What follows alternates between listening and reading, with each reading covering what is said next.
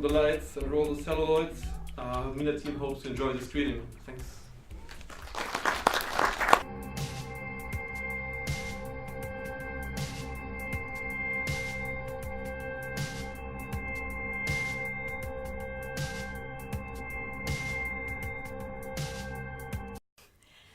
I think smartphones definitely create such a big, exciting opportunities for us, because the one thing that I always scared about is undiscovered potential. So there's a funny story behind this filmmaking. If it's not visually done, it's probably nothing. It's probably going to be like undiscovered ever. But with the smartphone, it's easier for students or young filmmakers to make the productions from those tiny ideas. So for me, it's opened up a really big opportunity for them to get discovered.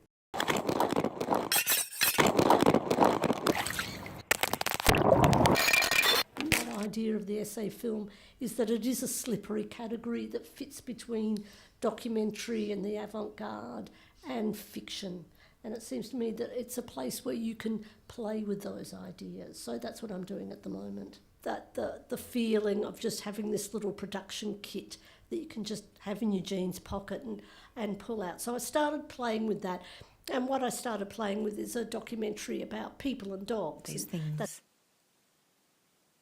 To tell the truth, I'd left my phone behind on purpose, because so far I have found that framing these moments into landscapes hasn't served to loosen the boundary between me and everything else on the other side of my skin. That kind of potential in the mobile film practice is, on the one hand, kind of the basic kind of material ways that you can do that it's, small and you can kind of find new formal expressions. But also I think for me, I find interesting to kind of work with the kind of conceptual side of that too. So I guess the fact that a mobile phone, there are lots of different practices around the mobile phone, which isn't just about taking moving images, obviously. So I think the kind of interesting potential for new artistic expression is when those two things, like the formal and the conceptual, take shape in our work. Yeah.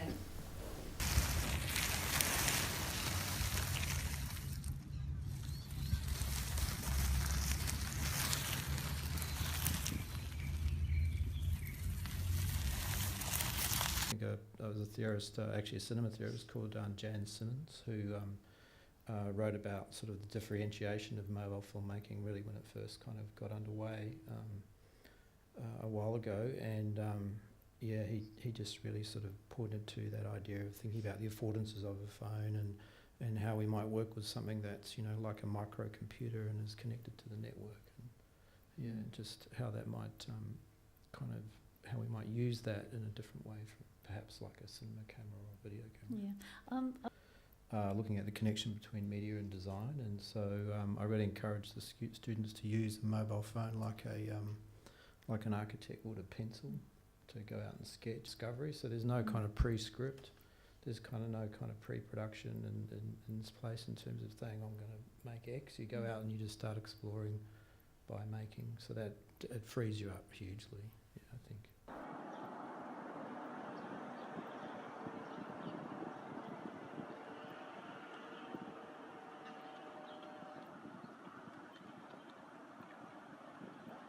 There were all these constraints, so you had to work within the parameters.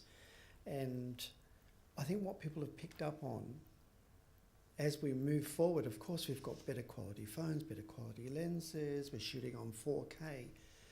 And even though all those things have changed with the mobile phone, and I like to talk about them, those shifts that happen across time. I like to think about, what we're losing but what we're gaining. But what's been a constant is that notion of playfulness, experimentation, always having the phone with us. and that ability to really forget about the baggage of traditional cinema. So we're not locked in by certain genres. You know, we can really experiment, and it's always there. And for myself, I'm always recording things. So I'm really inspired by filmmakers like Dziga Vertov, theorists like Lev Manovich that talk about database filmmaking. Mm-hmm. So I'm always making a database of day-to-day events, or what I like to call tiny moments. I found my best friend, soulmate, and now wife. Life was fantastic, as I found someone I could share everything with, and even though the weather on our wedding day could have frozen the balls off a brass monkey, it was magical. In 1999, within days of becoming a father and falling in love with this small creation, I received the news that my dad was diagnosed with cancer. He died 4 months later. Thought of such expensive cameras and audio gear and just seemed too far away, and I was lucky enough to stumble across Jason's Pocket Film Academy, and it totally changed my life. I was able to create a story that was mine but generic enough to touch other people and open conversation about their issues. The main thing with mobile filmmaking is if everyone starts to have a voice and the voices get louder and louder and louder, then positive change can happen.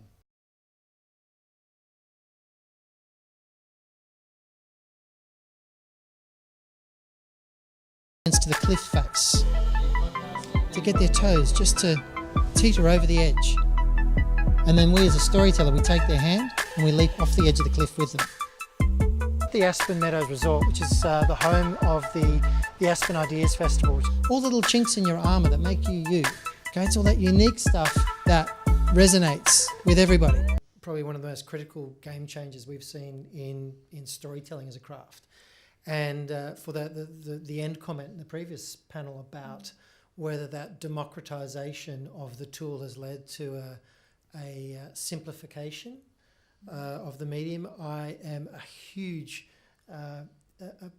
opponent of that kind of messaging, because to me, I think that the democratisation of smartphones, cinematic storytelling through simpler tools means it makes it more accessible for anyone to tell stories, which means we get more interesting stories because we get people that aren't conventional storytellers telling their story. You know, we don't judge, we don't say, so by having a smartphone, having an idea for a treatment or an execution or a story or a piece of work that they want to create. How amazing is that we can actually create more creators? And for sure, there's going to be good creations and bad creations, but we'll let the audience decide that. And so I think that's that natural sort of distilling process. And for me, the massive enabler in all of this is it's not just the film industry that's making stories. We've got artists making stories. We've now got photographers that are crossing over into a moving picture medium as well. We've got people that write beautiful words that find picking up an image capture tool can help them illustrate their words. We've got musicians that can see their music in a visual sense. We've got businesses able to talk about what they do as a brand or as a corporation, but through the internal side of their storytelling, not the external. And so I think there's so many more things that this liberates, and this is why it's so important. Absolutely. The 60 Plus online project focused on developing and sustaining seniors' use of digital technologies by drawing on personal interests in producing mobile digital stories. We also addressed uncertainties regarding security, privacy, and sharing online by engaging with social media platforms. About iPhones and iPads as well, is that they're very versatile and they're very flexible. And so the good thing about them is that people who are living in particular spaces that would not normally have access to, so people who are housebound, or people who suffer from anxiety or depression, or people who are in rural or remote populations, normally we wouldn't be able to experience their lives, and we wouldn't be able to understand what it is they're going through. But through using these tools and learning very basic techniques, as we've shown with the 60 plus community and like-minded community, but they can also extend that to a much larger population, obviously on YouTube and social media and so forth. And they can learn to do that in very safe ways through the kind of workshops that we're running.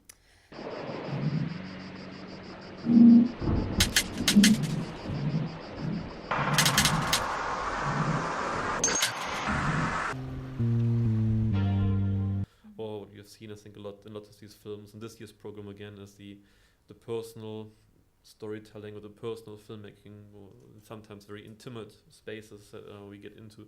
So an understanding, I think, some of these very early aesthetics and narrative, micro-narrative structures that people have used will become very more important if you look into the opportunities that are ahead of us. So if you think about AR, augmented reality, and also when you work with virtual reality cameras, or 360 cameras, I mean, they're not sort of new, but now they've become very accessible as well. And any of these cameras always use a smartphone as part of a production tool that you can set it up to the smartphone. I think that is something that we will see more happening, that the smartphone becomes sort of almost like a median, so that you can connect all different other type of devices to the smartphone. Lots of talk about sort of just story, but I think what has been quite amazing with Mina to see is how these practices evolve through remembering all the parts that are part of a story. So that is the images, the aesthetics, that is the audio treatment, and of course the editing, I think probably most importantly, the rhythm that you create, the montage. And of course that, I think, in 360 is just beginning to people really understand what you can do with it, because I think it's a slightly different environment that you work with. But I think spaces like Mina are very important for this, because if there's no experimentation, we don't really see development, because there are some people that, present themselves as VR experts, and, like they've made maybe 1 or 2 films, and I don't really think they really have pushed it, but they've stayed within the realm of the grammar that they know and have tried to translate that. But if you look at the work from Mina or the program, people have tried some very different avenues, and people have really looked into, practices that they have looked back into some things that we might know from, sort of, let's say, alternative areas, whether that's from moving image arts, or whether that's from new media, or whether that's from, network practices. And I think that can create some real sort of creative innovation.